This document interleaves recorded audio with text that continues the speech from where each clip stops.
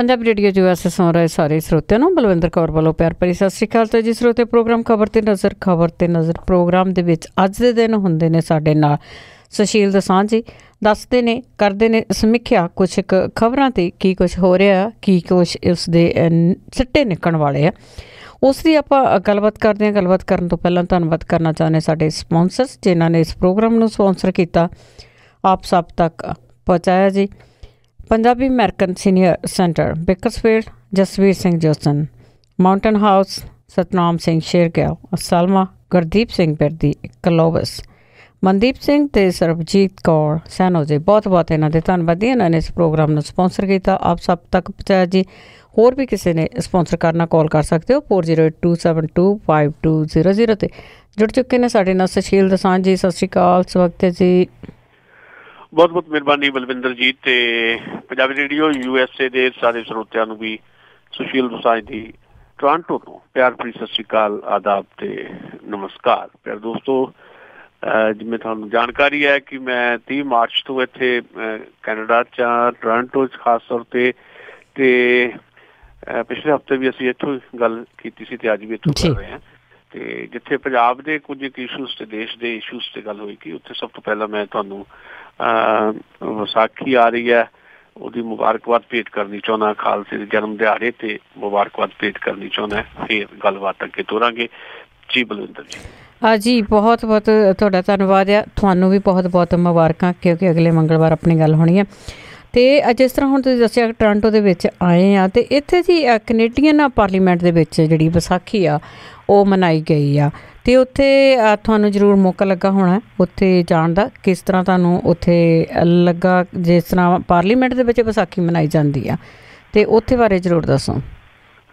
ਜੀ ਮੇਰੇ ਵਾਸਤੇ ਤਾਂ ਬਹੁਤ ਇਹ ਖੁਸ਼ੀ ਦੀ ਗੱਲ ਵੀ ਰਹੀ ਅਤੇ ਮਾਣ ਦੀ ਵੀ ਗੱਲ ਰਹੀ ਕਿ ਮੈਂ ਜਦੋਂ ਹੁਣ ਟੋਰਾਂਟੋ ਆਇਆ ਅਤੇ ਟੋਰਾਂਟੋ ਤੋਂ 4.5 ਕਿਲੋਮੀਟਰ ਦੂਰ ਓਟਵਾ ਜਿਹੜੀ ਕੈਨੇਡਾ ਦੀ ਰਾਜਧਾਨੀ ਹੈ ਅਤੇ ਉੱਥੇ ਹੀ ਵਿਸਾਖੀ ਜਿਹੜੀ ਆ ਪਾਰਲੀਮੈਂਟ ਹਿਲਸ ਦੇ ਵਿੱਚ ਸੈਲੀਬਰੇਟ ਕੀਤੀ ਗਈ। ਵਿਸਾਖੀ ਦੇ ਜਸ਼ਨ ਮਨਾਏ ਗਏ ਖਾਲਸੇ ਦਾ ਜਨਮ ਦਿਹਾੜਾ ਜਿਹੜਾ ਆ ਰਿਹਾ ਉਹਦੀ ਚਰਚਾ ਹੋਈ ਅਤੇ ਸ਼੍ਰੀ ਅਖੰਡ ਪਾਠ ਸਾਹਿਬ ਦੇ ਭੋਗ ਵੀ ਉੱਥੇ ਪਾਏ ਗਏ ਅਤੇ ਮੇਰੇ ਵਾਸਤੇ ਬੜੀ ਮਾਣ ਦੀ ਗੱਲ ਸੀ ਕਿ ਮੈਨੂੰ ਉੱਥੇ ਜਾਣ ਦਾ ਮੌਕਾ ਮਿਲਿਆ ਅਤੇ ਇੱਕ ਨਵਾਂ ਐਕਸਪੀਰੀਅੰਸ ਸੀ ਮੇਰੇ ਵਾਸਤੇ। ਅਤੇ ਟੋਰਾਂਟੋ 'ਚ ਬਹੁਤ ਸਾਰੇ ਲੋਕ ਇਸ ਤਰ੍ਹਾਂ ਦੇ ਹੈ ਜਿਹੜੇ 20 ਸਾਲ ਤੋਂ ਇੱਥੇ ਟੋਰਾਂਟੋ ਰਹਿ ਰਹੇ ਪਰ ਉਹ ਕਦੀ ਓਟਵਾ ਨਹੀਂ ਗਏ ਪਾਰਲੀਮੈਂਟ ਆਪਣੀ ਪਾਰਲੀਮੈਂਟ ਦੇਖਣ ਨਹੀਂ ਗਏ।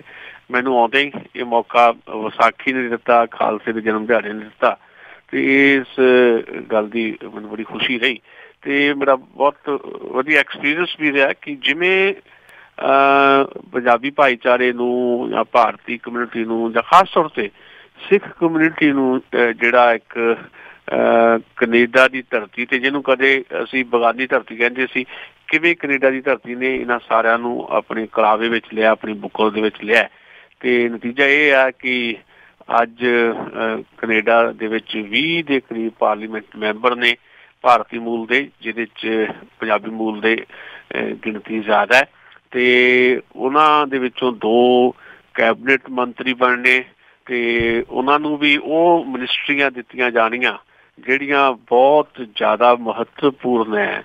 ਤੁਸੀਂ ਦੇਖੋ ਵੀ ਜਸਟਿਨ ਟਰੂਡੋ ਜਿਹੜੇ ਪ੍ਰਾਈਮ ਮਿਨਿਸਟਰ ਨੇ ਕੈਨੇਡਾ ਦੇ ਉਹਨਾਂ ਤੋਂ ਬਾਅਦ ਦੂਜੇ ਨੰਬਰ ਦੇ ਜਿਹੜੇ ਮੰਤਰੀ ਨੇ ਯਾਨੀ ਕੈਬਨਿਟ ਦੇ ਵਿੱਚ ਉਹ ਨਵਦੀਪ ਬੈਂਸ ਨੇ ਜਿਹੜੇ ਕਿ ਜਿਹਨਾਂ ਕੋਈ ਇੰਡਸਟਰੀ ਦਾ ਜਿਹੜਾ ਮਹਿਕਮਾ ਆ ਇਹ ਕੋਈ ਛੋਟੀ ਗੱਲ ਨਹੀਂ ਹੈ। ਫਿਰ ਡਿਫੈਂਸ ਮਿਨਿਸਟਰੀ ਜਿਹੜੀ ਹੈ ਹਰਜੀਤ ਸੱਜਣ ਹੋਣਾ ਕੋ ਹੈ ਅਤੇ ਇਹ ਦੋਨਾਂ ਦਾ ਪੰਜਾਬੀ ਹੋਣਾ ਸਾਡੇ ਵਾਸਤੇ ਜਿੱਥੇ ਖੁਸ਼ੀ ਦੀ ਗੱਲ ਹੈ ਉੱਥੇ ਬਹੁਤ ਮਾਣ ਇਸ ਗੱਲੋਂ ਮਹਿਸੂਸ ਹੁੰਦਾ ਹੈ ਕਿ ਜਦੋਂ ਅਸੀਂ ਭਾਰਤ ਵਿੱਚ ਦੇਖਦੇ ਹਾਂ ਕਿ ਭਾਰਤ ਦੇ ਵਿੱਚ ਬਹੁਤ ਵੱਡੀ ਗਿਣਤੀ ਦੇ ਵਿੱਚ ਮੈਂਬਰ ਪਾਰਲੀਮੈਂਟ ਹੁੰਦੇ ਆ 544 ਅਤੇ ਪਰ ਉਹਦੇ ਬਾਵਜੂਦ ਵੀ ਪੰਜਾਬੀ ਮੂਲ ਦੇ ਬਹੁਤ ਘੱਟ ਮੈਂਬਰ ਪਾਰਲੀਮੈਂਟ ਉੱਥੇ ਪਹੁੰਚਦੇ 13 ਦੇ ਕਰੀਬ ਪਹੁੰਚਦੇ ਆ। ਕਿਸੇ ਬਾਹਰਲੇ ਸੂਬੇ 'ਚੋਂ ਕੋਈ ਪੰਜਾਬੀ ਮੂਲ ਦਾ ਜਾਂ ਸਿੱਖ ਕਮਿਊਨਿਟੀ 'ਚੋਂ ਕੋਈ MP ਕਦੇ ਬਣਦਾ ਜਾਂ ਫਿਰ ਰਾਜ ਸਭਾ ਦੇ ਮੈਂਬਰ ਦੇ ਤੌਰ 'ਤੇ ਨੋਮੀਨੇਟ ਕੀਤਾ ਜਾਂਦਾ ਇੱਥੇ 20 MP ਹੈ ਤੁਹਾਡੇ ਅਤੇ ਉਹਨਾਂ ਦਾ ਸਦਕਾ ਕਿ ਤੁਸੀਂ ਕਹਿ ਲਓ ਕਿ ਹਰ ਵਾਰ ਜਿਹੜਾ ਆ ਨਵੇਂ ਤੋਂ ਨਵਾਂ ਰਿਕਾਰਡ ਬਣ ਰਿਹਾ ਪੰਜਾਬੀਆਂ ਦਾ।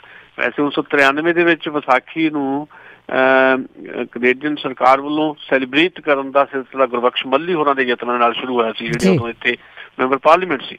ਹੁਣ ਜਦੋਂ ਕੱਲ੍ਹ ਇਹ ਸਾਰਾ ਕੁਝ ਹੋਇਆ ਪਾਰਲੀਮੈਂਟ ਹਿੱਲ ਦੇ ਵਿੱਚ ਹੋਇਆ ਤੇ ਉੱਥੇ ਜਿਸ ਤਰੀਕੇ ਦੇ ਨਾਲ ਲੋਕ ਪਹੁੰਚੇ ਸੀ ਤੇ ਜਿਵੇਂ ਉੱਥੇ ਅਖੰਡ ਪਾਠ ਸਾਹਿਬ ਦੇ ਭੋਗ ਪਾਏ ਗਏ, ਫਿਰ ਕੀਰਤਨ ਦਰਬਾਰ ਸਜਿਆ ਤੇ ਉਸ ਤੋਂ ਬਾਅਦ ਸ਼ਾਮ ਨੂੰ ਬਕਾਇਦਾ ਉਹਨੂੰ ਪਾਰਲੀਮੈਂਟ ਹਾਊਸ ਦੇ ਵਿੱਚ ਦਾ ਸੈਲੀਬ੍ਰੇਟ ਕੀਤਾ ਗਿਆ। ਇਹ ਸਾਡੇ ਵਾਸਤੇ ਮੈਨੂੰ ਲੱਗਦਾ ਕਿ ਨਵੀਆਂ ਜ਼ਿੰਮੇਵਾਰੀਆਂ ਜਿਹੜੀਆਂ ਸਾਡੇ ਤੇ ਪਈਆਂ ਉਹਦੇ ਵੱਲ ਵੀ ਸੰਕੇਤ ਕਰਦਾ ਤੇ ਇਹ ਨਾਲ ਭਾਰਤੀ ਮੂਲ ਦੇ ਜਿਹੜੇ ਵੱਖ-ਵੱਖ ਖੇਤਰਾਂ ਵਿੱਚ ਜਿਹੜੇ ਲੋਕ ਕੰਮ ਕਰ ਰਹੇ ਹੈ ਤੇ ਖਾਸ ਤੌਰ ਤੇ ਸਿਆਸਤ ਦੇ ਵਿੱਚ ਜਿਸ ਤਰ੍ਹਾਂ ਅੱਗੇ ਆਏ ਨੇ ਭਾਰਤੀ ਮੂਲ ਦੇ ਲੋਕ, ਸਿੱਖ ਕਮਿਊਨਿਟੀ ਦੇ ਲੋਕ, ਪੰਜਾਬੀ ਮੂਲ ਦੇ ਲੋਕ, ਇਹ ਸ਼ਾਇਦ ਕੁਝ ਨਵੀਆਂ ਜ਼ਿੰਮੇਵਾਰੀਆਂ ਵੀ ਤੇ ਨਵੇਂ ਦਰਵਾਜ਼ੇ ਵੀ ਖੋਲ ਰਿਹਾ ਤੇ ਇਹ ਅਹਿਸਾਸ ਕਰਾਉਂਦਾ ਹੈ ਕਿ ਭਾਰਤੀਆਂ ਨੇ ਕਿੰਨੀ ਮਿਹਨਤ ਦੇ ਨਾਲ ਇਸ ਧਰਤੀ ਦੇ ਉੱਤੇ, ਇਸ ਧਰਤੀ ਨੂੰ ਬਗਾਨੀ ਨਾ ਸਮਝ ਕੇ ਆਪਣੀ ਸਮਝਦਾ ਹੋਇਆ, ਜਿੱਦਾਂ ਇਸ ਧਰਤੀ ਨੇ ਵੱਖ-ਵੱਖ ਮੁਲਕਾਂ ਤੋਂ ਆਏ ਲੋਕਾਂ ਨੂੰ ਆਪਣੀ ਬੁੱਕਲ ਚ ਲਿਆ, ਏਦਾਂ ਹੀ ਭਾਰਤੀਆਂ ਨੂੰ ਲਿਆ, ਪੰਜਾਬੀਆਂ ਨੂੰ ਲਿਆ, ਸਿੱਖਾਂ ਨੂੰ ਲਿਆ। ਹੁਣ 120 ਸਾਲ ਦਾ ਇਤਿਹਾਸ ਹੈ ਅਮਰੀਕਾ ਤੇ ਕੈਨੇਡਾ ਦੇ ਵਿੱਚ ਪੰਜਾਬੀਆਂ ਦੇ ਆਉਣ ਦਾ। ਗਦਰ ਮੂਵਮੈਂਟ ਵੀ ਇੱਥੋਂ ਨਿਕਲਦੀ ਹੈ, ਵਾਪਸ ਜਾਂਦੇ ਨੇ ਲੋਕ ਭਾਰਤ ਦੇ ਵਿੱਚ ਗਦਰ ਮਚਾਉਣ ਵਾਸਤੇ ਕੈਲੀਫੋਰਨੀਆ ਦੀ ਧਰਤੀ ਤੋਂ ਤੇ ਵੈਨਕੂਵਰ ਦੀ ਧਰਤੀ ਤੋਂ। ਤੇ ਉਸ ਤੋਂ ਬਾਅਦ ਕਿੰਨਾ ਗਰੋ ਤੁਸੀਂ ਕੀਤਾ। ਅਮਰੀਕਾ 'ਚ ਵੀ ਮੈਂ ਪਿਛਲੇ ਸਾਲ ਸੀ ਤੁਹਾਡੇ ਕੋਲ, ਉੱਥੇ ਵੀ ਮੈਂ ਦੇਖਿਆ ਕਿ ਕਿਵੇਂ ਪੰਜਾਬੀਆਂ ਨੇ, ਭਾਰਤੀਆਂ ਨੇ ਆਪਣੀ ਸਖਤ ਮਿਹਨਤ ਨਾਲ ਹਰ ਖੇਤਰ ਵਿੱਚ ਆਪਣੇ ਪਰਚਮ ਬੁਲੰਦ ਕੀਤੇ ਹੈ। ਤੇ ਉਹਦਾ ਇੱਕ ਸਿਖਰ ਜਿਹੜਾ ਆ ਉਹ ਕੱਲ ਮੈਂ ਵਿਸਾਖੀ ਦੀ ਸੈਲੀਬ੍ਰੇਸ਼ਨ ਦੇ ਦੌਰਾਨ ਕੈਨੇਡੀਅਨ ਪਾਰਲੀਮੈਂਟ ਦੇ ਵਿੱਚ ਦੇਖਿਆ। ਸੋ ਮੈਨੂੰ ਬਹੁਤ ਘੱਟੋ ਘੱਟ ਚੰਗਾ ਲੱਗਾ ਤੇ ਨਾਲ ਦੀ ਨਾਲ ਕੁਝ ਲੋਕਾਂ ਨਾਲ ਗੱਲਾਂ ਵੀ ਹੋਈਆਂ ਤੇ ਉਹਨਾਂ ਨੂੰ ਪੁੱਛਿਆ ਵੀ ਹੈ। ਬਹੁਤ ਸਾਰੇ ਲੋਕਾਂ ਨੂੰ ਮੈਨੂੰ ਇੰਟਰਵਿਊ ਕਰਨ ਦਾ ਮੌਕਾ ਮਿਲਿਆ ਤੇ ਉਹਨਾਂ ਨੂੰ ਮੈਂ ਪੁੱਛਿਆ ਵੀ ਹੈ ਕਿ ਕੀ ਉਹ ਫੀਲ ਕਰਦੇ ਨੇ ਤੇ ਉਹ ਆਪਣੇ ਆਪ ਨੂੰ ਭਾਵੇਂ ਆਪਣੀ ਵਿਰਾਸਤ ਵੀ ਨਾਲ ਸਾਂਭ ਕੇ ਰੱਖ ਰਹੇ ਨੇ, ਪਰ ਆਪਣੇ ਆਪ ਨੂੰ ਕੈਨੇਡੀਅਨ ਹੋਣ ਦਾ ਜਿਹੜਾ ਇੱਕ ਗੌਰਵ ਹੈ ਉਹ ਵੀ ਆਪਣੇ ਆਪ ਦੇ ਨਾਲ ਰੱਖਦੇ ਹੋਏ ਕੈਨੇਡਾ ਦੀ ਤਰੱਕੀ ਦੇ ਵਿੱਚ ਬਹੁਤ ਵੱਜਵੇਂ ਤਰੀਕੇ ਦੇ ਨਾਲ ਆਪਣਾ ਹਿੱਸਾ ਪਾ ਰਹੇ ਨੇ। ਇਹ ਸਾਡੀ ਮੈਨੂੰ ਲੱਗਦਾ ਕਾਫੀ ਵੱਡੀ ਪ੍ਰਾਪਤੀ ਨੇ। ਥੋੜੇ ਸਮੇਂ 'ਚ 120 ਸਾਲਾਂ 'ਚ ਅਸੀਂ ਇਹ ਪ੍ਰਾਪਤੀ ਹਾਸਲ ਕੀਤੀ ਹੈ। ਤੁਹਾਡੇ ਜਿਹੜੇ ਵੀ ਸਾਡੇ ਲੋਕ ਸੁਣ ਰਹੇ ਨੇ ਸਾਨੂੰ, ਤੁਹਾਡੇ ਸਾਰਿਆਂ ਦੇ ਸਹਿਯੋਗ ਨਾਲ ਜਾਂ ਤੁਹਾਡੀ ਸਾਰਿਆਂ ਦੀ ਹਿੰਮਤ ਦੇ ਨਾਲ ਅਮਰੀਕਾ ਤੇ ਕੈਨੇਡਾ ਦੇ ਵਿੱਚ ਜਿਵੇਂ ਭਾਰਤੀ ਲੋਕਾਂ ਨੇ, ਪੰਜਾਬੀਆਂ ਨੇ, ਸਿੱਖ ਭਾਈਚਾਰੇ ਦੇ ਲੋਕਾਂ ਨੇ ਆਪਣੀ ਪਛਾਣ ਜਿਹੜੀ ਹੈ ਬਿਲਕੁਲ ਵੱਖਰੀ ਤਰ੍ਹਾਂ ਦੀ ਬਣਾ ਲਈ ਹੈ। ਇਹ ਬਹੁਤ ਮਾਣ ਵਾਲੀ ਗੱਲ ਹੈ। ਬਿਲਕੁਲ ਜੀ, ਜਿਸ ਤਰ੍ਹਾਂ ਅਮਰੀਕਾ ਦਾ ਵੀ ਨਾਂ ਲਿਆ, ਇੱਥੇ ਵੀ ਪਾਰਲੀਮੈਂਟ ਦੇ ਵਿੱਚ 1 ਮਿੰਟ ਲਈ ਸੀ ਬੇਸ਼ੱਕ ਇੱਥੇ ਖਾਲਸਾ ਦਿਵਸ ਡੇ ਦਾ ਜਿਹੜਾ ਉਹ ਇੰਟਰੋਡਿਊਸ ਕੀਤਾ ਗਿਆ। ਅਤੇ ਅੱਗੇ ਮੈਂ ਗੱਲ ਕਰਾਂਗੀ ਕਿ ਤੁਸੀਂ ਭਾਰਤ ਤੋਂ ਆਏ, ਭਾਰਤੀ ਪਾਰਲੀਮੈਂਟ ਵਿੱਚ ਅਤੇ ਇੱਥੇ ਦੀ ਕੈਨੇਡਾ ਦੀ ਪਾਰਲੀਮੈਂਟ 'ਚ ਕੀ ਫਰਕ ਲੱਗਾ ਤੁਹਾਨੂੰ? ਵੈਸੇ ਤਾਂ ਓਵਰਆਲ ਹੀ ਸਾਰਾ ਸਿਸਟਮ ਦੇ ਵਿੱਚ ਬਹੁਤ ਫਰਕ ਹੈ ਜੀ। ਪਿਛਲੇ ਸਾਲ ਜਦੋਂ ਮੈਂ ਤੁਹਾਡੇ ਕੋਲ ਸੀ ਤੇ ਭਾਵੇਂ ਬਹੁਤ ਥੋੜੇ ਸਮੇਂ ਲਈ ਸੀ, 9 ਦਿਨ ਵਾਸਤੇ ਕੈਲੀਫੋਰਨੀਆ ਏਰੀਆ ਸੀ, ਬਾਕੀ ਦਿਨ ਨਿਊਯਾਰਕ ਜਾਂ ਪੈਨਸਿਲਵੇਨੀਆ 'ਚ ਮੈਂ ਗੁਜ਼ਾਰੇ ਸੀ। 22 ਦਿਨ ਦਾ ਟੂਰ ਸੀ ਪਿਛਲੇ ਸਾਲ, ਪਰ ਉਹਨਾਂ 22 ਦਿਨਾਂ ਦੇ ਵਿੱਚ ਵੀ ਮੈਂ ਬਹੁਤ ਜ਼ਿਆਦਾ ਮਹਿਸੂਸ ਕੀਤਾ ਸੀ ਕਿ ਕਿੰਨਾ ਜ਼ਿਆਦਾ ਸਾਡੇ ਪ੍ਰਬੰਧਾਂ 'ਚ ਫਰਕ ਹੈ। ਪ੍ਰਬੰਧ ਜਿਹੜੇ ਹੈ, ਸਿਸਟਮ ਜਿਹਨੂੰ ਤੁਸੀਂ ਕਹਿੰਦੇ ਹੋ, ਉਹਦੇ 'ਚ ਮੈਂ ਇਹ ਤਾਂ ਨਹੀਂ ਕਹਿੰਦਾ ਕਿ 100% ਜਿਹੜਾ ਸਿਸਟਮ ਕੈਨੇਡਾ ਦਾ ਜਾਂ ਅਮਰੀਕਾ ਦਾ ਉਹ 100% ਇੱਦਾਂ ਦਾ ਹੈ ਕਿ ਕਿਸੇ ਨੂੰ ਕੋਈ ਪਰੇਸ਼ਾਨੀ ਨਹੀਂ ਹੈ।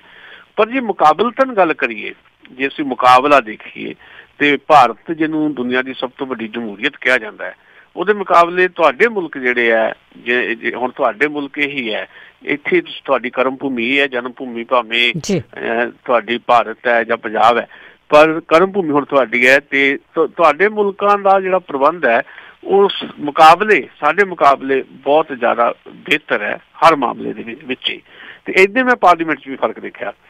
ਹੁਣ ਤੁਸੀਂ ਯਾਦ ਹੋਣਾ ਤੁਹਾਨੂੰ ਕਿ ਇੱਕ ਵੀਡੀਓ ਬਣਾਈ ਸੀ ਭਗਵੰਤ ਮਾਨ ਨੇ, ਬੜੀ ਉਹਦੀ ਚਰਚਾ ਹੋਈ ਪਾਰਲੀਮੈਂਟ ਦੇ ਵਿੱਚ, ਉਹਨੂੰ ਸਸਪੈਂਡ ਵੀ ਰੱਖਿਆ ਗਿਆ ਕਾਫੀ ਸਮੇਂ ਲਈ। ਤੇ ਕਿਉਂ ਉਹ ਵੀਡੀਓ ਬਣਾਈ ਗਈ, ਇਹ ਕੁਐਸਚਨ ਉਠਾਇਆ ਜਾ ਰਿਹਾ ਸੀ। ਪਰ ਜਦੋਂ ਮੈਂ ਅੱਜ ਦੇਖ ਰਿਹਾ ਸੀ ਉੱਥੇ ਕੈਨੇਡੀਅਨ ਪਾਰਲੀਮੈਂਟ ਦੇ ਮੁੱਖ ਦੁਆਰ ਤੱਕ, ਮੇਨ ਗੇਟ ਤੱਕ ਕੋਈ ਵੀ ਸਧਾਰਨ ਤੋਂ ਸਧਾਰਨ ਵਿਅਕਤੀ ਵੀ ਉੱਥੇ ਬਿਨਾਂ ਕਿਸੇ ਰੁਕਾਵਟ ਤੋਂ, ਬਿਨਾਂ ਕਿਸੇ ਸਿਕਿਉਰਿਟੀ ਦੀ ਹਰਡਲ ਤੋਂ ਉੱਥੇ ਪਹੁੰਚ ਰਿਹਾ ਸੀ ਜੀ। ਤੇ ਸਾਡੇ ਤਾਂ ਹੁਣ ਤੁਸੀਂ ਪਾਰਲੀਮੈਂਟ ਦੇ ਲਾਗੇ ਜਾਣਾ ਹੋਵੇ ਤਾਂ ਪਹਿਲੇ 4-5 ਕਿਲੋਮੀਟਰ ਤੋਂ ਹੀ ਜਿਹੜਾ ਆ ਬਹੁਤ ਪਾਬੰਦ ਕਰ ਦਿੱਤਾ ਜਾਂਦਾ ਲੋਕਾਂ ਨੂੰ, ਤੇ ਚਿੜੀ ਵੀ ਫਰਕਣ ਨਹੀਂ ਦਿੱਤੀ ਜਾਂਦੀ।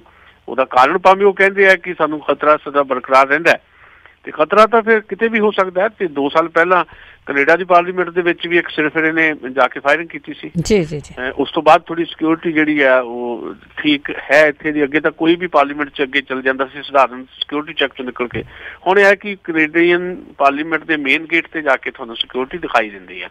ਉੱਥੇ ਤੱਕ ਹਰ ਕੋਈ ਬੰਦਾ ਉੱਥੇ ਜਾ ਕੇ ਪਹੁੰਚ ਕੇ ਆਪਣੀ ਗੱਲ ਵੀ ਕਰ ਸਕਦਾ, ਬੈਠ ਵੀ ਸਕਦਾ ਈਵਨ ਮੈਂ ਕੱਲ ਦੇਖਿਆ ਵੀ ਜਿਹੜੇ ਡਾਕਟਰਸ ਨੇ ਇੱਥੇ, ਕੁਝ ਉਹਨਾਂ ਦਾ ਇੱਕ ਗਰੁੱਪ ਸੀ ਉੱਥੇ, ਉਹ ਡਾਕਟਰਸ ਦਾ ਗਰੁੱਪ ਜਿਹੜਾ ਆ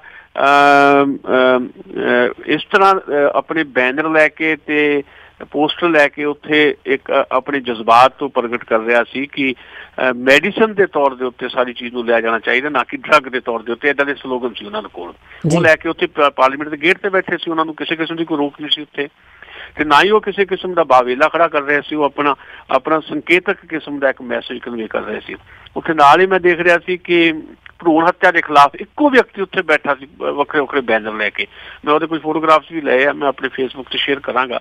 ਤੇ ਉਹ ਬੈਨਰ ਲੈ ਕੇ ਖੜੇ ਸੀ ਭਰੂਣ ਹੱਤਿਆ ਦੇ ਖਿਲਾਫ, ਤੇ ਅਡੋਪਸ਼ਨ ਨੂੰ ਪ੍ਰਮੋਟ ਕਰ ਰਹੇ ਸੀ ਵੀ ਅਡੋਪਸ਼ਨ, ਜਿਹੜੇ ਬੱਚੇ ਬੇਘਰ ਆ ਜਾਂ ਬੱਚੇ ਜਿਹੜੇ ਆ ਜਿਨ੍ਹਾਂ ਦੀ ਜ਼ਰੂਰਤ ਹੈ, ਉਹਨਾਂ ਨੂੰ ਅਡੋਪਟ ਕਰਨ ਦੀ ਇੱਕ ਕੰਪੇਨ ਚੱਲਣੀ ਚਾਹੀਦੀ ਹੈ। ਸੋ ਇਸ ਤਰ੍ਹਾਂ ਦਾ ਇੱਕ ਮੈਸੇਜ ਕਨਵੇ ਉੱਥੇ ਹੋ ਰਿਹਾ ਸੀ ਕਿ ਕੈਨੇਡੀਅਨ ਪਾਰਲੀਮੈਂਟ ਦੇ ਮੁੱਖ ਗੇਟ ਤੱਕ ਜਾ ਕੇ ਵੀ ਕੋਈ ਆਪਣੀ ਗੱਲ ਜਿਹੜੀ ਹੈ ਉਹ ਕਨਵੇ ਕਰ ਸਕਦਾ ਹੈ, ਗੱਲ ਉਹ ਰੱਖ ਸਕਦਾ ਹੈ।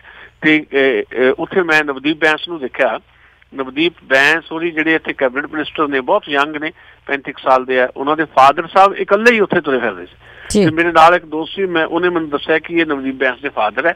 ਤੇ ਫਿਰ ਮੈਂ ਬੜਾ ਹੈਰਾਨ ਹੋ ਰਿਹਾ ਸੀ ਕਿ ਜੇ ਸਾਡੇ ਕਿਸੇ ਪੋਲੀਟੀਕਲ ਲੀਡਰ ਦਾ ਕੋਈ ਫਾਦਰ ਜਾਂ ਕੋਈ ਰਿਸ਼ਤੇਦਾਰ ਇੱਥੇ ਏਦਾਂ ਹੋਵੇ ਸਾਡੇ ਮੁਲਕ ਦੇ ਵਿੱਚ, ਤਾਂ 150-200 ਬੰਦਾ ਆਲੇ ਦੁਆਲੇ ਜਿਹੜਾ ਆ ਉਹ ਇੱਕ ਕਾਫਲਾ ਜਿਹਾ ਬਣਾ ਕੇ ਚੱਲਦਾ, ਜਾਣੀ ਇੱਕ ਦਹਿਸ਼ਤ ਜੀ ਲੋਕਾਂ 'ਚ ਉੱਦੇ ਪਾ ਦਿੱਤੀ ਜਾਂਦੀ ਹੈ।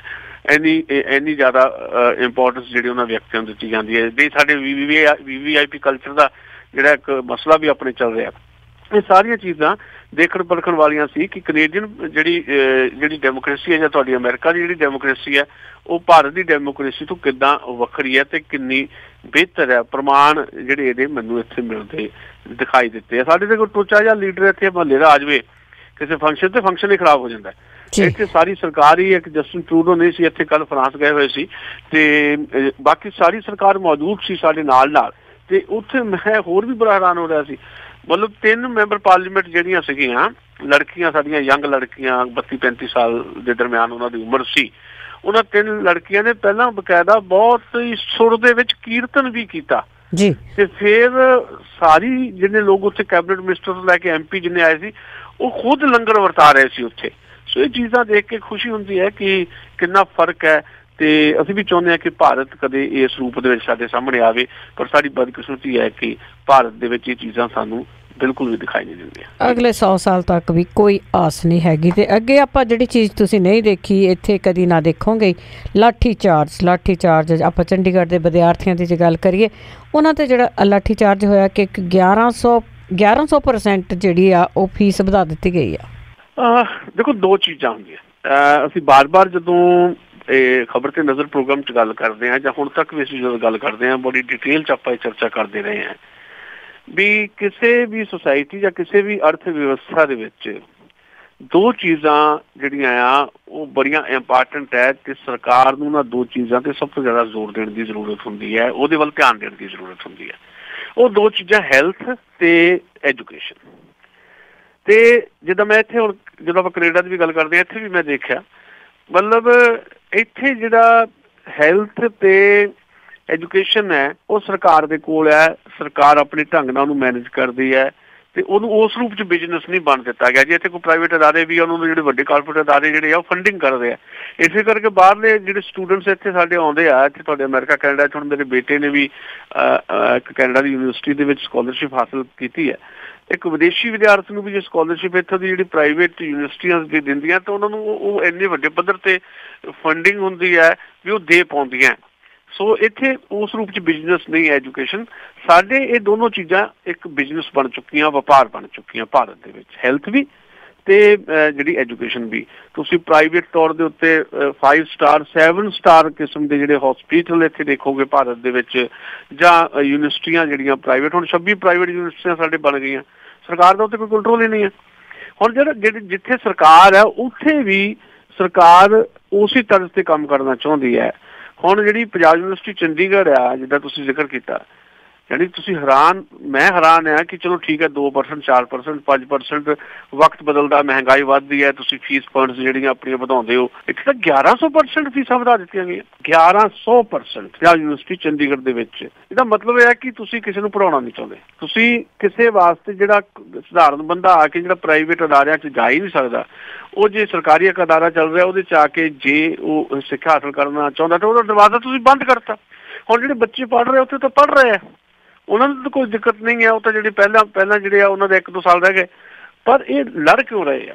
ਸਟੂਡੈਂਟਸ ਫਾਰ ਸੁਸਾਇਟੀ, ਫਿਰ ਕੁਝ ਹੋਰ ਜਥੇਬੰਦੀਆਂ ਭਾਵੇਂ ਉਹ ਲਗਾਤਾਰ ਅਜੀਬ ਕਿਸਮ ਦੀ ਪੋਲੀਟਿਕਸ ਵੀ ਕਰਦੀਆਂ, NSUI ਹੋ ਗਈ ਜਾਂ ਸੋਈ ਹੋ ਗਈ, ਇੱਦਾਂ ਦੀਆਂ ਜਥੇਬੰਦੀਆਂ। ਪਰ ਇਸ ਮਾਮਲੇ 'ਚ ਉਹ ਵੀ ਅੱਗੇ ਆਈ ਹੈ, NSUI ਵੀ ਆਈ ਹੈ, ਸੋਈ ਵੀ ਆਈ ਹੈ, PSU ਆ ਪੰਜਾਬ ਸਟੂਡੈਂਟ ਫੈਡਰੇਸ਼ਨ, PSF ਹੈ ਪੰਜਾਬ ਸਟੂਡੈਂਟ ਫੈਡਰੇਸ਼ਨ ਵਗੈਰਾ। ਇਹਨਾਂ ਨੇ 8 ਜਥੇਬੰਦੀਆਂ ਨੇ ਬਕਾਇਦਾ ਇੱਕ ਜੁਆਇੰਟ ਕਮੇਟੀ ਬਣਾਈ। ਜੁਆਇੰਟ ਕਮੇਟੀ ਬਣਾ ਕੇ, ਜੁਆਇੰਟ ਐਕਸ਼ਨ ਕਮੇਟੀ ਬਣਾ ਕੇ ਇਹਨਾਂ ਨੇ ਪਹਿਲਾਂ ਤਾਂ ਡਾਇਲੋਗ ਕਰਨ ਦੀ ਕੋਸ਼ਿਸ਼ ਕੀਤੀ ਯੂਨੀਵਰਸਿਟੀ ਦੀ ਅਥਾਰਟੀ ਦੇ ਨਾਲ, ਪਰ ਯੂਨੀਵਰਸਿਟੀ ਦੀ ਅਥਾਰਟੀ ਦੇ ਕੰਨ 'ਤੇ ਜੂੰ ਨਹੀਂ ਰਹਿੰਦੀ। ਇਸ ਕਰਕੇ ਉਹਨਾਂ ਨੇ ਫਿਰ ਕੱਲ੍ਹ ਬਕਾਇਦਾ ਜੁਆਇੰਟ ਐਕਸ਼ਨ ਕਮੇਟੀ ਦੇ ਬੈਨਰ 'ਚ ਸੈਂਕੜੇ ਵਿਦਿਆਰਥੀਆਂ ਨੇ ਪੰਜਾਬ ਯੂਨੀਵਰਸਿਟੀ ਦੇ ਜਿਹੜੇ VC ਸਾਹਿਬ ਦੇ ਜਿਹੜਾ ਦਫ਼ਤਰ ਹੈ ਉਹਦੇ ਬਾਹਰ ਆਪਣੀ ਆਵਾਜ਼ ਉਠਾਈ, ਆਵਾਜ਼ ਬੁਲੰਦ ਕੀਤੀ ਤੇ ਉਹਨਾਂ ਨੂੰ ਕਿਹਾ ਗਿਆ ਸੀ ਕਿ ਤੁਹਾਨੂੰ ਅਸੀਂ ਗੱਲਬਾਤ ਲਈ ਬੁਲਾਵਾਂਗੇ, ਪਰ ਗੱਲਬਾਤ ਲਈ ਕਿਸੇ ਨੇ ਬੁਲਾਇਆ ਹੀ ਨਹੀਂ। ਤੇ ਫਿਰ ਉਹ ਹੌਲੀ ਹੌਲੀ ਜਿਹੜਾ ਆ ਉੱਥੇ ਮਾਹੌਲ ਤਲਖ ਹੋ ਗਿਆ ਤੇ ਵਿਦਿਆਰਥੀਆਂ ਦੇ ਨਾਲ ਧੱਕਾ ਕਰਨ ਦੀ ਉੱਥੇ ਕੋਸ਼ਿਸ਼ ਕੀਤੀ ਗਈ। ਵਿਦਿਆਰਥੀ ਵੀ ਥੋੜ੍ਹੇ ਗਰਮ ਹੋਏ ਤੇ ਉਹ ਬੈਰੀਕੇਡਸ ਵਗੈਰਾ ਤੋੜੇ ਤੇ ਪੁਲਿਸ ਨੇ ਉਹਨਾਂ ਤੇ ਵਾਟਰ ਕੈਨਨ ਯੂਜ਼ ਕੀਤਾ ਤੇ ਫਿਰ ਬਹੁਤ ਹੀ ਜ਼ਬਰਦਸਤ ਕਿਸਮ ਦਾ ਲਾਠੀਚਾਰਜ ਕੀਤਾ।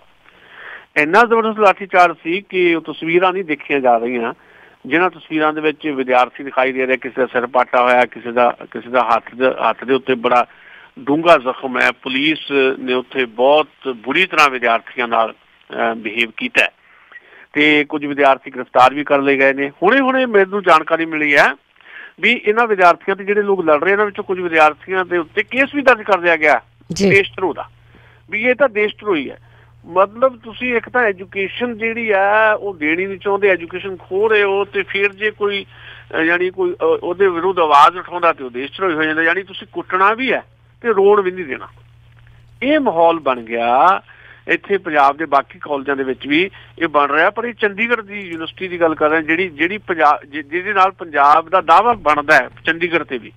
ਪਰ ਸਾਜ਼ਿਸ਼ ਇਹ ਹੋ ਰਹੀ ਹੈ ਕਿ ਇੱਕ ਲੌਬੀ ਹੈ ਇੱਥੇ ਜਿਹੜੀ ਅਥਾਰਟੀਜ਼ ਦੇ ਵਿੱਚ ਬੈਠੀ ਹੈ, ਉਹ ਇੱਦਾਂ ਦੀਆਂ ਕਾਰਵਾਈਆਂ ਕਰਕੇ ਇਹ ਯੂਨੀਵਰਸਿਟੀ ਪੰਜਾਬ ਤੋਂ ਖੋਹਣਾ ਚਾਹੁੰਦੀ ਹੈ ਤੇ ਸੈਂਟਰ ਦੇ ਹਵਾਲੇ ਕਰਨਾ ਚਾਹੁੰਦੀ ਹੈ, ਤਾਂ ਜੋ ਜਿਹੜਾ ਚੰਡੀਗੜ੍ਹ ਤੇ ਵੀ ਦਾਅਵਾ ਪੰਜਾਬ ਦਾ ਉਹ ਖਤਮ ਹੋ ਜਾਏ। ਸੋ ਮੈਂ ਘੱਟੋ ਘੱਟ ਆਪਣੇ ਪੰਜਾਬੀ ਰੇਡੀਓ USA ਦੇ ਇਸ ਪਲੇਟਫਾਰਮ ਤੋਂ ਆਪਣੇ ਅਦਾਰੇ ਵੱਲੋਂ ਪੰਜਾਬੀ ਰੇਡੀਓ USA ਵੱਲੋਂ ਤੇ ਸਾਰੇ ਪ੍ਰਬੰਧਕਾਂ ਵੱਲੋਂ ਸਾਡੇ ਲਿਸਨਰ ਵੀ ਸਾਡੇ ਨਾਲ ਸ਼ਾਮਲ ਨੇ, ਤੁਹਾਡੀਆਂ ਸਾਰਿਆਂ ਦੀ ਭਾਵਨਾਵਾਂ ਮੈਂ ਇੱਥੇ ਪੇਸ਼ ਕਰਨਾ ਚਾਹੁੰਦਾ ਤੇ ਇਸ ਗੱਲ ਦੀ ਨਿੰਦਾ ਕਰਨੀ ਚਾਹੁੰਦਾ ਹੈ ਕਿ ਸਰਕਾਰ ਨੂੰ ਤੁਰੰਤ ਇਹ ਸਾਰੀਆਂ ਚੀਜ਼ਾਂ ਜਿਹੜੀਆਂ ਰਿਵਰਸ ਕਰਨੀਆਂ ਚਾਹੀਦੀਆਂ। ਵਿਦਿਆਰਥੀਆਂ ਦਾ ਜਿਹੜਾ ਰਾਈਟ ਹੈ, ਜਿਹੜਾ ਪੜ੍ਹਨ ਦਾ ਰਾਈਟ ਹੈ, ਉਹਦੇ ਤੇ ਹਮਲਾ ਇਹ ਹੈ। ਦੂਜੀ ਗੱਲ, ਜੇ ਕੋਈ ਬੋਲਦਾ ਤਾਂ ਉਹਨੂੰ ਨਾਲ ਦੀ ਨਾਲ ਹੀ ਦੇਸ਼ ਧਰੋਹੀ ਦਾ ਤਮਗਾ ਉਹਦੇ ਲਾ ਦੇਣਾ, ਇਸ ਤੋਂ ਘਟੀਆ ਗੱਲ ਕੋਈ ਹੋ ਨਹੀਂ ਸਕਦੀ। ਜੀ ਰੋਜ਼ ਹੀ ਸੁਣਨਾ ਚਾਹੁੰਦਾ ਘਟੀਆ ਤੋਂ ਘਟੀਆ ਗੱਲ ਹੀ ਹੁੰਦੀ ਹੈ। ਤਾਂ ਅੱਗੇ ਆਪਾਂ SYL ਨਹਿਰ ਦੇ ਮੁੱਦੇ ਦੀ ਗੱਲ ਕਰੀਏ, ਕਾਫੀ ਪੁਰਾਣਾ ਇਹ ਮੁੱਦਾ ਹੈਗਾ ਜੀ ਤੇ ਅਜੇ ਵੀ ਭਖੀ ਜਾਂਦਾ ਤੇ ਹੁਣ ਕੇਂਦਰ ਨੇ ਦੋਹਾਂ ਰਾਜਾਂ ਨੂੰ ਸੱਦਿਆ ਗੱਲਬਾਤ ਕਰਨ ਲਈ। ਦੇਖੋ ਗੱਲ ਇਹ ਹੈ ਕਿ ਬੜੀ ਚਿੰਤਾ ਇਸ ਗੱਲ ਦੀ ਹੁੰਦੀ ਹੈ ਵੀ ਵੋਟਾਂ ਦੇ ਵਿੱਚ ਤਾਂ ਜਿਹੜੀਆਂ ਲੋਕਾਂ ਨੂੰ ਬੇਵਕੂਫ ਬਣਾਉਣ ਦੀਆਂ ਸਾਜ਼ਿਸ਼ਾਂ ਘੜੀਆਂ ਹੀ ਜਾਣ। ਹੁਣ ਤੱਕ ਕਿਤੇ ਚੋਣ ਵੀ ਹੈ ਨਹੀਂ, ਪਰ ਉਹਦੇ ਬਾਵਜੂਦ ਸਤਲੁਜ ਯਮੁਨਾ ਲਿੰਕ ਨਹਿਰ ਦੇ ਇਸ਼ੂ ਦੇ ਉੱਤੇ ਜਿਸ ਤਰ੍ਹਾਂ ਦੀ ਗੇਮ ਖੇਡੀ ਜਾ ਰਹੀ ਹੈ, ਉਹ ਲੱਗਦਾ ਹੈ ਕਿ ਲੋਕਾਂ ਨੂੰ ਲੰਮੇ ਸਮੇਂ ਤੱਕ ਇਹਨੂੰ ਹੋਰ ਬਰਦਾਸ਼ਤ ਕਰਨਾ ਪਏਗਾ। ਹੁਣ ਤਾਂ ਇਹ ਹੈ ਕਿ ਸਾਨੂੰ ਆਪਣੀ ਸਰਕਾਰ ਤੇ ਉਮੀਦ ਹੈ ਜੀ। ਕੈਪਟਨ ਅਮਰਿੰਦਰ ਦੀ ਸਰਕਾਰ ਆਈ ਆ, ਕੈਪਟਨ ਅਮਰਿੰਦਰ ਇਸ ਇਸ਼ੂ ਦੇ ਉੱਤੇ ਹੀਰੋ ਬਣ ਕੇ ਵੀ ਉੱਭਰੇ ਸੀ। ਪਿਛਲੀ ਗੌਰਮੈਂਟ ਜਦੋਂ ਉਹਨਾਂ ਦੀ ਸੀਗੀ ਤੇ ਉਹਨਾਂ ਨੇ ਬਕਾਇਦਾ ਪਾਣੀਆਂ ਦੇ ਸਾਰੇ ਜਿਹੜੇ ਸੌਦੇ ਜਾਂ ਜਿਹੜੇ ਪ੍ਰਸਤਾਵ ਸੀ ਜਾਂ ਪਾਣੀਆਂ ਦੇ ਜਿੰਨੇ ਵੀ ਫੈਸਲੇ ਸੀਗੇ ਉਹਨਾਂ ਸਾਰਿਆਂ ਨੂੰ ਰੱਦ ਕਰ ਦਿੱਤਾ ਸੀ ਅਸੈਂਬਲੀ 'ਚ। ਬਾਅਦ ਵਿੱਚ ਉਹ ਸਾਰੀ ਚੀਜ਼ ਉੱਠੀ ਆ ਸੁਪਰੀਮ ਕੋਰਟ ਦੇ ਨਵੇਂ ਫੈਸਲੇ ਨਾਲ। ਸੁਪਰੀਮ ਕੋਰਟ ਨੇ ਕਿਹਾ ਸਤਲੁਜ ਯਮੁਨਾ ਲਿੰਕ ਨਹਿਰ ਬਣਾਓ। ਬਾਅਦ 'ਚ ਪੰਜਾਬ ਨੇ ਬਕਾਇਦਾ ਜਿਹੜੀ ਅਪੀਲ ਪਾਈ ਹੈ ਕਿ 12 ਅਪ੍ਰੈਲ ਦੀ ਜਿਹੜੀ ਸੁਣਵਾਈ ਉਹ ਟਾਲੀ ਜਾਏ ਤੇ ਅੱਗੇ 3 ਹਫ਼ਤਿਆਂ ਲਈ ਟਾਲੀ ਜਾਏ, ਕਿਉਂਕਿ ਇਹਦੇ ਤੇ ਸੈਂਟਰ ਦਾ ਵੀ ਦਖਲ ਕਿਤੇ ਨਾ ਕਿਤੇ ਬਣਦਾ ਦਿਖਾਈ ਦੇ ਰਿਹਾ ਤੇ ਹੁਣ ਸੈਂਟਰ ਨੇ ਦਖਲ ਦਿੱਤਾ, ਪੰਜਾਬ ਨੇ ਇਹਨੂੰ ਐਪਰੀਸ਼ੀਏਟ ਵੀ ਕੀਤਾ ਵੀ ਸੈਂਟਰ ਚਾਹੁੰਦਾ ਹੈ ਕਿ 20 ਅਪ੍ਰੈਲ ਨੂੰ ਦੋਨਾਂ ਸੂਬਿਆਂ ਦੇ ਮੁੱਖ ਮੰਤਰੀ ਇਹਦੇ ਤੇ ਮੀਟਿੰਗ ਕਰਨ ਤੇ ਕੇਂਦਰ ਸਰਕਾਰ ਤੇ ਦਖਲ ਦੇਣ ਨੂੰ ਤਿਆਰ ਹੈ। ਯਾਨੀ ਕੈਪਟਨ ਅਮਰਿੰਦਰ ਸਿੰਘ ਤੇ ਹਰਿਆਣਾ ਦੇ ਮੁੱਖ ਮੰਤਰੀ ਖੱਟੜ ਮਨੋਹਰ ਲਾਲ ਖੱਟੜ ਹੋਰਾਂ ਦੀ ਇੱਕ ਮੀਟਿੰਗ ਹੋਏਗੀ। ਉੱਥੇ ਸ਼ਾਇਦ ਪ੍ਰਧਾਨ ਮੰਤਰੀ ਉੱਥੇ ਮੌਜੂਦ ਰਹਿੰਦੇ ਕਿ ਨਹੀਂ ਰਹਿੰਦੇ ਪਤਾ ਨਹੀਂ, ਪਰ ਉੱਥੇ ਕੇਂਦਰ ਸਰਕਾਰ ਦਾ ਕੋਈ ਨਾ ਕੋਈ ਨੁਮਾਇੰਦਾ ਹੋਏਗਾ। ਪਰ ਸਵਾਲ ਹੈ ਕਿ ਇਹ ਨਿਕਲੇਗਾ ਕੀ ਸੱਚਮੁੱਚ 20 ਅਪ੍ਰੈਲ ਨੂੰ ਕੇਂਦਰ ਦੀ ਵਿਚੋਲਗੀ ਦੇ ਨਾਲ ਪੰਜਾਬ ਤੇ ਹਰਿਆਣਾ ਦਾ ਜਿਹੜਾ ਮੁੱਦਾ ਖਤਮ ਹੋ ਜਾਏਗਾ? ਕੀ ਪੰਜਾਬ ਨੂੰ ਇਨਸਾਫ ਮਿਲ ਜਾਏਗਾ? ਇਹਦੇ ਤੇ ਸ਼ੱਕ ਹੈ, ਕਿਉਂਕਿ ਜੇ ਤੁਸੀਂ ਮੀਟਿੰਗ ਕਾਲ ਕਰਦੇ ਹੋ ਪਹਿਲਾਂ ਆਪਣਾ ਤੁਸੀਂ ਸਟੈਂਡ ਤਾਂ ਸਪਸ਼ਟ ਕਰੋ। ਜਾਂ ਤਾਂ ਬੀਜੇਪੀ ਕਵੇ ਜਾਂ ਕੇਂਦਰ ਦੇ ਵਿੱਚ ਜਿਹੜੀ ਸਰਕਾਰ ਹੈ ਬੀਜੇਪੀ ਦੀ ਜਾਂ ਬਾਕੀ ਲੋਕ ਜਿਹੜੇ ਆ ਨਰਿੰਦਰ ਮੋਦੀ ਦੀ ਗਵਰਨਮੈਂਟ, ਇਹ ਕਵੇ ਵੀ ਜਿਹੜਾ ਪਾਣੀਆਂ ਦਾ ਇਸ਼ੂ ਹੈ, ਸਤਲੁਜ ਵਾਲਾ ਲਿੰਕ ਨਹਿਰ ਜਿਹੜੀ ਆ ਬੰਦ ਕੀਤੀ ਜਾਏਗੀ, ਪਾਣੀਆਂ ਦਾ ਇਸ਼ੂ ਜਿਹੜਾ ਰਿਪੇਰੀਅਨ ਕਾਨੂੰਨ ਦੇ ਮੁਤਾਬਕ ਜਿਹੜਾ ਹੱਲ ਕੀਤਾ ਜਾਏਗਾ। ਅੱਛਾ, ਸੁਪਰੀਮ ਕੋਰਟ ਨੇ ਕੀ ਕਿਹਾ ਸੀ ਵੀ ਬਣਾਓ, ਉਹਨਾਂ ਨੇ ਇਹ ਨਹੀਂ ਕਿਹਾ ਕਿ ਪਾਣੀ ਪਾਓ, ਇਹਦੇ ਚ ਬਣਾ ਕੇ ਕੀ ਕਰ ਲਓਗੇ ਜਦ ਪਾਣੀ ਤੇ ਕਿਸੇ ਦਾ ਫੈਸਲਾ ਨਹੀਂ, ਪਾਣੀ ਤੇ ਫੈਸਲਾ ਟ੍ਰਿਬਿਊਨਲ ਨੇ ਦੇਣਾ। ਇਸ ਕਰਕੇ ਮੈਨੂੰ ਲੱਗਦਾ ਹੈ ਕਿ ਇਹ ਵੀ ਇੱਕ ਕਿਸਮ ਦਾ ਵਕਤ ਜ਼ਾਇਆ ਕਰਨ ਦੀ ਪ੍ਰੈਕਟਿਸ ਹੋ ਰਹੀ ਹੈ। ਕੋਰਟ ਦੇ ਵਿੱਚ ਇਹ ਮਾਮਲਾ ਹਾਲੇ ਹੋਰ ਲੰਬਾ ਚੱਲੇਗਾ, ਇਹ ਮਸਲਾ ਹੱਲ ਹੋਣ ਵਾਲਾ ਨਹੀਂ। ਇੱਦਾਂ ਦੇ ਮਸਲੇ ਜਿਹੜੇ ਆ ਇਹ ਵੱਖ-ਵੱਖ ਪਾਰਟੀਆਂ ਜਿਹੜੀਆਂ ਆ ਜਿਉਂਦਾ ਰੱਖਣਾ ਚਾਹੁੰਦੀਆਂ ਹੁੰਦੀਆਂ ਤਾਂ ਜੋ ਇਲੈਕਸ਼ਨ ਟੂਲ ਦੇ ਤੌਰ ਤੇ ਇਹਨਾਂ ਨੂੰ ਯੂਜ਼ ਕੀਤਾ ਜਾ ਸਕੇ। ਬਾਕੀ 20 ਅਪ੍ਰੈਲ ਨੂੰ ਮੀਟਿੰਗ ਹੋਏਗੀ, ਕਿਹਦੀ ਕੀ ਸਟੈਂਡ ਰਹਿੰਦੇ ਪਹਿਲੇ ਸਾਨੂੰ ਪਤਾ ਹੈ। ਹਰਿਆਣਾ 1 ਇੰਚ ਪਿੱਛੇ ਨਹੀਂ ਜਾਏਗਾ, ਪੰਜਾਬ ਵੀ ਕਹੇਗਾ ਕਿ ਅਸੀਂ ਪਾਣੀ ਨਹੀਂ ਦੇਣਾ, ਕੇਂਦਰ ਜਿਹੜਾ ਉੱਥੇ ਫੇਰ ਉਹੀ ਬਾਂਦਰ ਦੀ ਭੂਮਿਕਾ ਨਿਭਾਏਗਾ ਕਿ 2 ਬਿੱਲੀਆਂ ਲੜਦੀਆਂ ਵਿਚਾਲੇ ਬਾਂਦਰ ਬੈਠਾ। ਤਾਂ ਇਸ ਸਾਰੀ ਸਿਚੁਏਸ਼ਨ ਦੇ ਵਿੱਚੋਂ ਮੈਨੂੰ ਲੱਗਦਾ ਹੈ ਇਸੇ ਤਰ੍ਹਾਂ ਸਾਰੀਆਂ ਚੀਜ਼ਾਂ ਜਿਹੜੀਆਂ ਚਲਾਈ ਰੱਖਣਾ ਚਾਹੁੰਦੀਆਂ ਨੇ ਸਾਰੀਆਂ ਧਿਰਾਂ। ਦੂਜੀ ਗੱਲ, ਹੁਣ ਤਾਂ ਪੰਜਾਬ ਦੇ ਵਿੱਚ ਕਾਂਗਰਸ ਦੀ ਸਰਕਾਰ ਹੈ, ਹਰਿਆਣੇ 'ਚ ਬੀਜੇਪੀ ਦੀ ਹੈ ਤੇ ਦਿੱਲੀ ਦੇ ਵਿੱਚ ਬੀਜੇਪੀ ਦੀ ਸਰਕਾਰ ਹੈ ਕੇਂਦਰ ਦੇ ਵਿੱਚ। ਸੋ ਹੁਣ ਤਾਂ ਬਿਲਕੁਲ ਵੀ ਸੰਭਾਵਨਾ ਮੈਨੂੰ ਲੱਗਦੀ ਨਹੀਂ। ਇਹ ਮਸਲਾ ਤਾਂ ਉਦੋਂ ਨਹੀਂ ਹੱਲ ਹੋਇਆ ਜਦੋਂ ਬੀਜੇਪੀ ਦੀ ਸਰਕਾਰ ਸੀ ਮਨੋਹਰ ਖੱਟੜ ਦੀ ਤੇ ਪੰਜਾਬ 'ਚ ਬਾਦਲ ਸਾਹਿਬ ਦੀ ਸੀ ਤੇ ਨਾਲ ਬੀਜੇਪੀ ਸ਼ਾਮਲ ਸੀ। ਹੁਣ ਬੀਜੇਪੀ ਕਿਉਂ ਨਹੀਂ ਇਹਦੇ ਤੇ ਬੋਲਦੀ ਪੰਜਾਬ ਦੇ ਵਿੱਚ? ਮੈਨੂੰ ਤਾਂ ਅਕਾਲੀ ਦਲ ਦੇ ਸਾਹਮਣੇ ਮੈਨੂੰ ਕੁਐਸਚਨ ਮੈਂ ਰੱਖਣਾ ਚਾਹੁੰਦਾ ਹੈ ਕਿ ਅਕਾਲੀ ਦਲ ਹੁਣ ਕਿਹਦੀ ਵੇਟ ਕਰ ਰਿਹਾ? ਚਾਹੇ ਇਹ ਮੁੱਦਾ ਹੈ, ਚਾਹੇ 84 ਦੇ ਇਸ਼ੂ ਦੇ ਉੱਤੇ ਬੀਜੇਪੀ ਬਿਲਕੁਲ ਨਾਲ ਨਹੀਂ ਹੈ। 84 ਦੇ ਇਸ਼ੂ ਦੇ ਉੱਤੇ ਵੀ ਚੰਦੂਮਾਜਰਾ ਹੋਰਾਂ ਨੇ ਗੱਲ ਰੱਖੀ। ਅਕਾਲੀ ਦਲ ਵੱਲੋਂ ਜਿਹੜਾ ਕੈਨੇਡੀਅਨ ਜਿਹੜੀ ਅੰਟਾਰੀਓ ਗਵਰਨਮੈਂਟ ਹੈ ਉਹਨੇ ਵੀ 4 ਦਿਨ ਪਹਿਲਾਂ ਜਿਹੜਾ ਜੈਨੋਸਾਈਡ ਦਾ ਇੱਕ ਮਤਾ ਪਾਸ ਕੀਤਾ, ਨਸਲਕੁਸ਼ੀ ਯਾਨੀ 84 ਦਾ ਜੋ ਕੁਝ ਵੀ ਹੋਇਆ ਜਿਹਨੂੰ ਸਰਕਾਰ ਦੰਗੇ ਕਹਿੰਦੀ ਹੈ। ਅਸੀਂ ਤਾਂ ਦੰਗਾ ਲਫ਼ਜ਼ ਕਦੀ ਵਰਤਿਆ ਨਹੀਂ, ਅਸੀਂ ਤਾਂ ਹਮੇਸ਼ਾ ਕਤਲੇਆਮ ਹੀ ਸ਼ਬਦ ਵਰਤਿਆ, ਪਰ ਨਸਲਕੁਸ਼ੀ ਦੇ ਤੌਰ ਤੇ ਇਹਨੂੰ ਮਾਨਤਾ ਦਿੱਤੀ ਹੈ ਅੰਟਾਰੀਓ ਗਵਰਨਮੈਂਟ ਨੇ। ਉਸ ਤੋਂ ਬਾਅਦ ਕੇਂਦਰ ਸਰਕਾਰ ਜਿਹੜੀ ਭਾਰਤ ਦੀ ਸਰਕਾਰ ਹੈ ਉਹਨੇ ਇਹਨੂੰ ਬਿਲਕੁਲ ਖਾਰਿਜ ਕਰ ਦਿੱਤਾ ਤੇ ਪਾਰਲੀਮੈਂਟ 'ਚ ਵੀ ਇਹਦੀ ਗੱਲ ਉੱਠ ਰਹੀ ਹੈ ਤੇ ਬੀਜੇਪੀ ਤਾਂ ਇਸ ਮੁੱਦੇ ਤੇ ਅਕਾਲੀਆਂ ਦੇ ਨਾਲ ਨਹੀਂ ਹੈ। ਫਿਰ ਅਕਾਲੀ ਦਲ ਕਿਉਂ ਵੇਟ ਕਰ ਰਿਹਾ? ਨਾ ਪਾਣੀਆਂ ਦੇ ਇਸ਼ੂ ਤੇ ਬੀਜੇਪੀ ਨਾਲ, ਨਾ ਪੰਜਾਬੀ ਬੋਲਦੇ ਇਲਾਕਿਆਂ ਦੇ ਇਸ਼ੂ ਦੇ ਉੱਤੇ ਬੀਜੇਪੀ ਨਾਲ, ਨਾ 84 ਦੇ ਇਸ਼ੂ ਤੇ ਬੀਜੇਪੀ ਅਕਾਲੀਆਂ ਦੇ ਨਾਲ। ਫਿਰ ਅਕਾਲੀ ਦਲ ਕਿਹਦੀ ਵੇਟ ਕਰ ਰਿਹਾ? ਤੇ ਕਾਂਗਰਸ ਦਾ ਜਿਹੜਾ ਕਰੈਕਟਰ ਆਪਾਂ ਨੂੰ ਪਤਾ ਹੀ ਹੈ, ਕਾਂਗਰਸ ਨੇ ਕਦੇ ਵੀ ਇਹਨਾਂ ਮੁੱਦਿਆਂ ਦੇ ਉੱਤੇ ਕੋਈ ਸਪਸ਼ਟ ਕਿਸਮ ਦੀ ਲਕੀਰ ਖਿੱਚ ਕੇ ਕੋਈ ਪੋਲਿਟਿਕਸ ਨਹੀਂ ਕੀਤੀ। ਉਹਦੀ ਪੋਲਿਟਿਕਸ ਵੀ ਵੰਡਣ ਵਾਲੀ ਪੋਲਿਟਿਕਸ ਰਹੀ ਹੈ।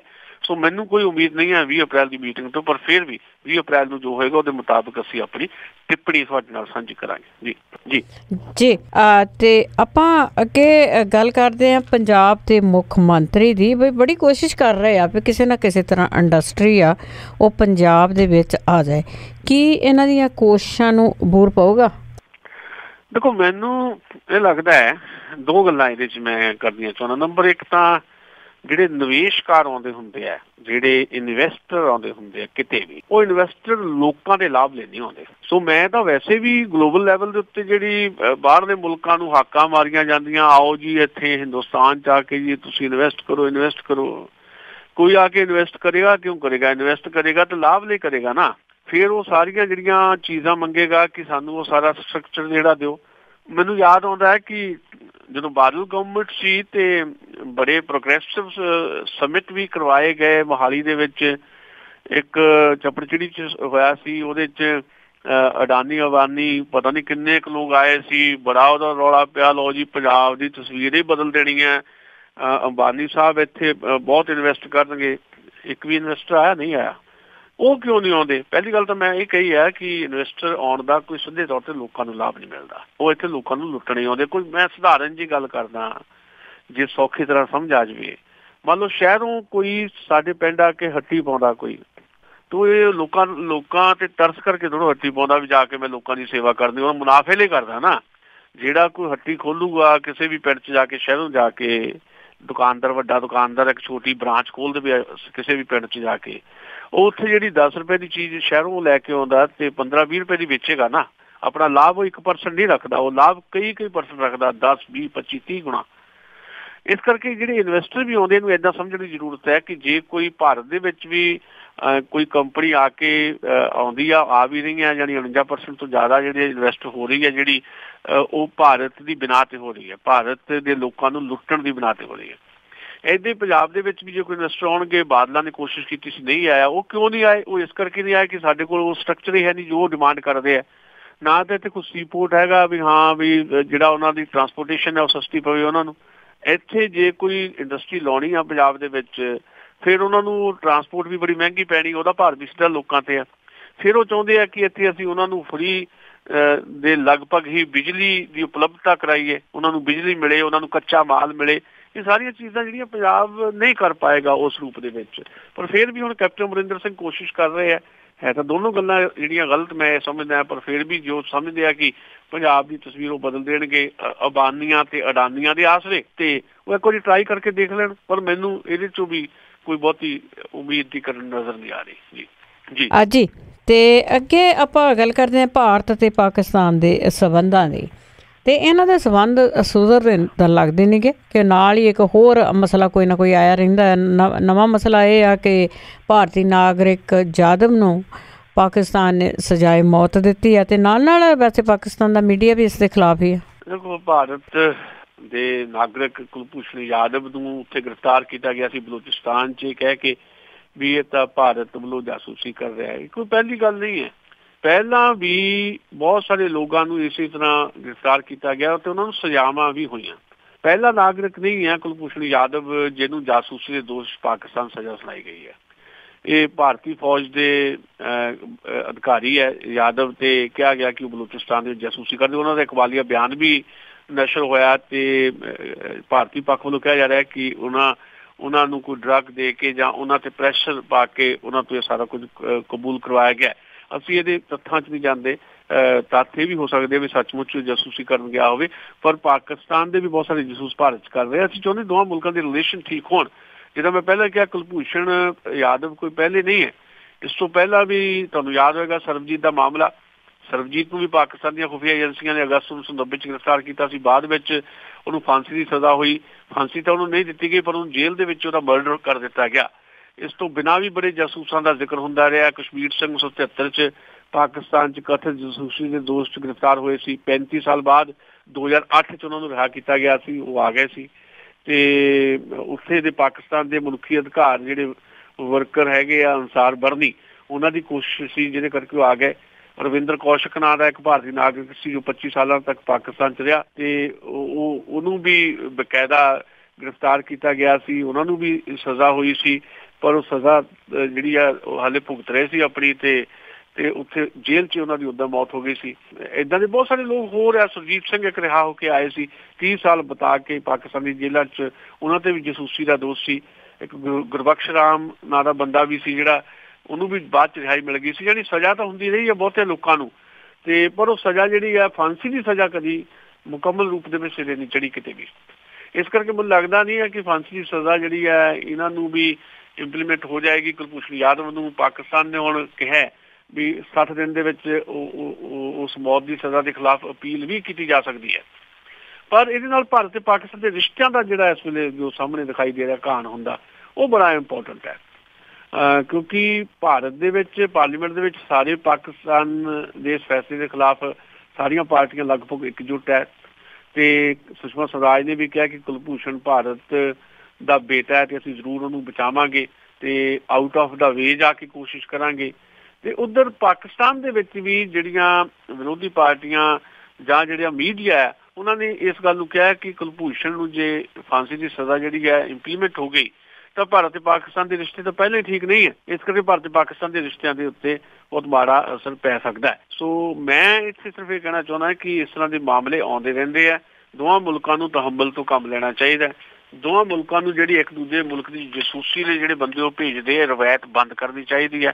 ਬਾਅਦ ਵਿੱਚ ਮਸਲੇ ਹੋਰ ਤਿੱਖੇ ਰੂਪ ਦੇ ਵਿੱਚ ਉੱਠਦੇ ਆ। ਸਗੋਂ ਭਾਰਤ ਤੇ ਪਾਕਿਸਤਾਨ ਬਹੁਤ ਨੇੜਲੇ ਗੁਆਂਢੀ ਜਾਂ ਅੱਜ ਤੋਂ 68 ਸਾਲ ਪਹਿਲਾਂ ਇੱਕੋ ਮੁਲਕ ਦੇ ਵਸਿੰਦੇ ਹੋਇਆ ਕਰਦੇ ਸੀ।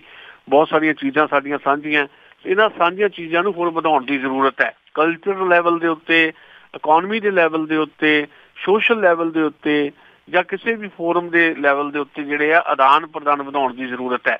ਰਾਜਨੀਤਿਕ ਤੌਰ ਦੇ ਉੱਤੇ ਦੁਸ਼ਮਣੀਆਂ ਜਿਹੜੀਆਂ ਕੱਢੀਆਂ ਜਾਂਦੀਆਂ ਆਪੋ ਆਪਣੇ ਰਾਜਨੀਤਿਕ ਫਾਇਦੇ ਲਈ, ਲਾਭ ਵਾਸਤੇ, ਵੋਟਾਂ ਦੇ ਲਿਹਾਜ਼ ਦੇ ਨਾਲ ਜਿੱਦਾਂ ਦੋਹਾਂ ਮੁਲਕਾਂ ਦੇ ਜਿਹੜੇ ਸਿਆਸਤਦਾਨ ਹੈ ਉਹ ਆਪਣੀਆਂ ਆਪਣੀਆਂ ਰੋਟੀਆਂ ਸੇਕਦੇ ਆ, ਇਹਨੂੰ ਬੰਦ ਕਰਨ ਦੀ ਜ਼ਰੂਰਤ ਹੈ। ਪਰ ਇਹ ਬੰਦ ਹੁੰਦਾ ਦਿਖਾਈ ਨਹੀਂ ਦੇ ਰਿਹਾ ਕਿਉਂਕਿ ਦੋਨੋਂ ਪਾਸੇ ਦੀਆਂ ਹਕੂਮਤਾਂ ਲਈ ਇਸ ਤਰ੍ਹਾਂ ਦੀ ਜਿਹੜੀ ਰਾਜਨੀਤੀ ਹੈ ਉਹ ਉਹਨਾਂ ਲਈ ਬੜੀ ਫਰੂਟਫੁਲ ਸਾਬਤ ਹੁੰਦੀ ਹੈ, ਖਾਸ ਤੌਰ ਦੇ ਉੱਤੇ ਵੋਟਾਂ ਦੇ ਦਿਨਾਂ ਦੇ ਵਿੱਚ। ਹੁਣ ਇਹ ਮਾਮਲਾ, ਇਸ ਮਾਮਲੇ 'ਚ ਅਸੀਂ ਚਾਹੁੰਦੇ ਹਾਂ ਕਿ ਦੋਵਾਂ ਮੁਲਕਾਂ ਨੂੰ ਤਹੱਮਲ ਤੋਂ ਕੰਮ ਲੈਂਦਿਆਂ ਹੋਇਆਂ ਇਸ ਮਸਲੇ ਨੂੰ ਮਿਲ ਬੈਠ ਕੇ ਸੁਲਝਾਉਣਾ ਚਾਹੀਦਾ ਹੈ ਕਿ ਦੋਵਾਂ ਹੀ ਪਾਸੇ, ਹੁਣ ਪਾਕਿਸਤਾਨ ਦੇ ਕੈਦੀਆਂ ਦੀ ਰਿਹਾਈ ਹੋਣੀ ਸੀ ਉਹ ਰੋਕ ਦਿੱਤੀ ਭਾਰਤ ਨੇ, ਇੱਕ ਮਾਮਲੇ ਦੇ ਨਾਲ ਬਾਕੀ ਚੀਜ਼ਾਂ ਜਿਹੜੀਆਂ ਰੁਕ ਜਾਂਦੀਆਂ।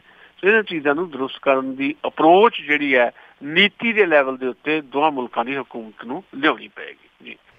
ਬਹੁਤ ਬਹੁਤ ਧੰਨਵਾਦ ਸੁਸ਼ੀਲ ਦੋਸਾਂਝ ਜੀ, ਤੁਸੀਂ ਸਾਡੇ ਨਾਲ ਜੁੜੇ, ਕੈਨੇਡਾ ਬਾਰੇ ਵੀ ਦੱਸਿਆ ਤੁਸੀਂ ਤੇ ਸਾਰੀਆਂ ਖਬਰਾਂ ਤੇ ਨਜ਼ਰ ਮਾਰੀ। ਬਹੁਤ ਬਹੁਤ ਧੰਨਵਾਦ।